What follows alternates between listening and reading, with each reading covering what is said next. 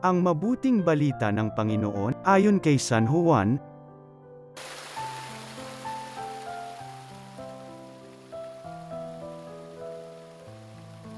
gayon na lamang ang pag-ibig ng Diyos sa sanlibutan, kaya ibinigay niya ang kanyang bugtong na anak, upang ang sumampalataya sa kanya ay hindi mapahamak, kundi magkaroon ng buhay na walang hanggan. Sapagkat sinugo ng Diyos ang kanyang anak, hindi upang hatulang maparusahan ang sanlibutan, kundi upang iligtas ito sa pamamagitan niya. Hindi hinahatulang maparusahan ang nananampalataya sa bugtong na anak ng Diyos, ngunit hinatulan ng parusahan ang hindi nananampalataya sa Kanya.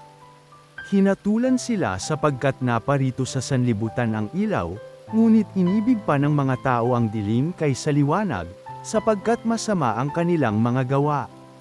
Ang gumagawa ng masama ay ayaw sa ilaw, at hindi lumalapit dito upang hindi mahayag ang kanyang mga gawa. Ngunit ang namumuhay sa katotohanan ay lumalapit sa ilaw, sa gayon, nahahayag na ang kanyang mga ginagawa'y pagsunod sa Diyos. Ang mabuting balita ng Panginoon.